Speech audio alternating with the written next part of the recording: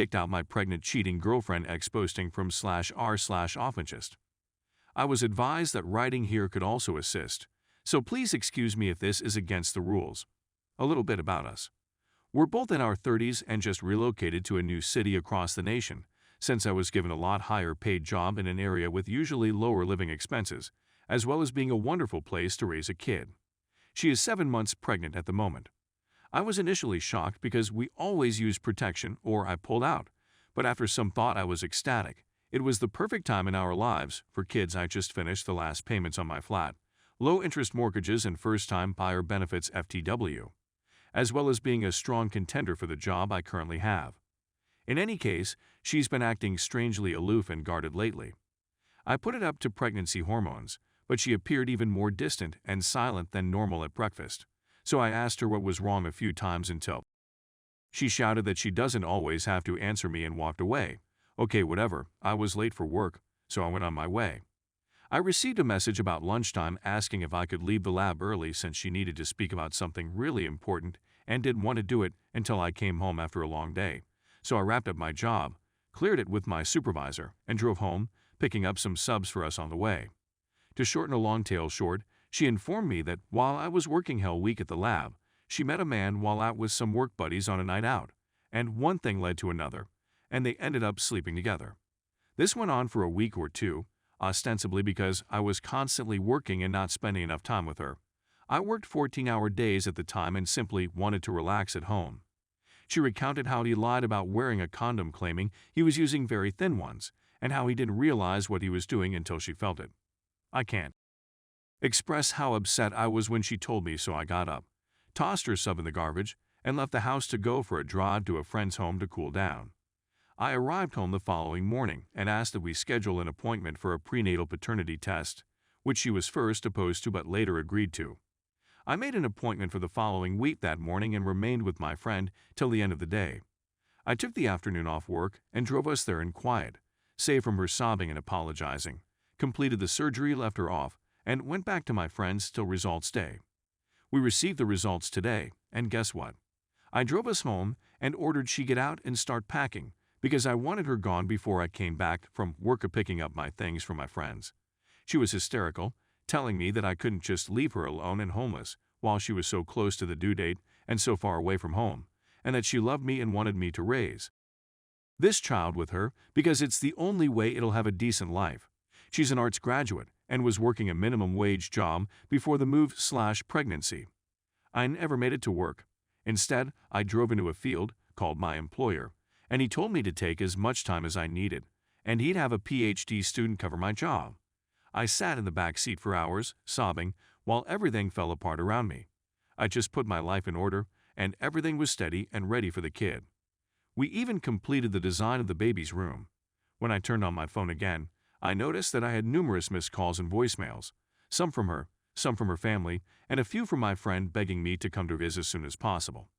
I called my friend, filled him in, and headed over to his place. And that's what's occurred so far. I haven't gone back to the home because I can't bring myself to do so, knowing that all of my plans for it have died. I'm at a loss on what to do. Reddit, what should I do? I apologize in advance if my meandering wall of text is tough to read. I simply needed to get everything out and have been typing on my iPad. Quick update. I apologize for the delay in responding, but I've been working with a solicitor and her family. I heeded her advice and, after calming down, purchased a one-way coach ticket back home, trains to not go to. The next morning, I returned to the home with my buddy, and she was still there, as I anticipated. She instantly came over and began holding me and weeping, pleading with me not to stop our relationship. I kept my original thoughts of wanting her to get out of here, so I handed her the piece of paper with the coach ticket and urged her to grab her belongings so I could drop her off at the coach station. After much more sobbing, she packed her luggage, which I placed into the vehicle, and drove us to the bus stand. A buddy was with us the whole time as a witness, since you can never be too cautious. She asked me what she was supposed to do now as an unemployed, homeless single mother when we got her out of the vehicle with even more weeping and sat her down in the waiting area. She calmed down a little, since there were others around, but my reaction was, "Jenny, you're a jerk. Go to Zach. It is now his issue." Just joking, I told her she should attempt to locate the father, wished her luck, and then departed. I had a few calls from her family wondering if I was crazy and such, but I've had my phone turned off since then and I'm just trying to move on. I may write a real post over the weekend and turn my phone back on. But for the time being, I'm trying to concentrate on work in order to catch up on everything. Thank you very much for your help. This truly is an amazing community and I didn't expect this to blow up like it has. Story 2. Stupidity knows no bounds.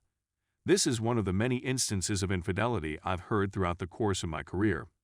A guy named Tim, who lived in Atlanta and worked 2 jobs so that his wife, Sarah, could return to school for her master's degree in 2 years and find a job that earned twice as much as she was earning at the time she went back to school.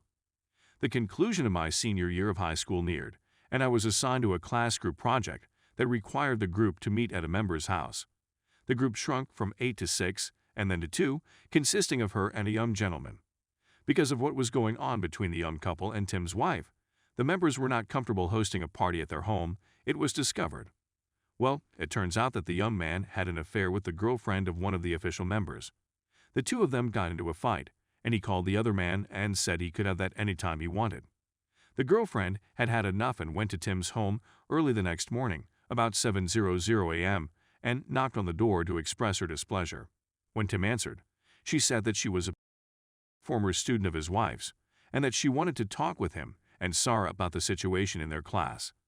Because she had been working on the school homework all night, he claimed that his wife was sleeping in his bed. I understand she had a difficult night, she said, but she has decided not to work on any more late-night school assignments. He fell in love with his wife the moment he laid eyes on her. When Sarah saw her, she immediately started pleading with her to remove the duck off her property. So Tim informed her that she needed to go, and the young lady said, "I came here mostly to see you, and I asked that she be there because I didn't want to talk negatively about her behind her back." Sarah said that the little girl is a jealous little b*tch, and that she should not put her faith in whatever she says. What is it that the young lady is jealous of? My grades are better than yours, I'll be working for my mother's company, and I don't have any affairs with other people. Well, I've got a job waiting for me, as well as a gorgeous spouse, his wife said cheerfully. Do you cheat on me? The young guy inquired of the young lady. How are you doing? Tim questioned of his wife as he looked her in the eyes. She just screamed at the young lady, referring to her as a jealous little, and demanded that she remove the duck from her residence. The young girl presented him with an envelope containing printouts of messages and photographs that had been exchanged between Sarah and the young gentleman. Specifically, she inquired for his email address so that she could give him 15 videos of her ducking the young man, 5 of which were ducking in their home and 3 of which were ducking 2 young people in their home. Sarah, can you tell me where you got them?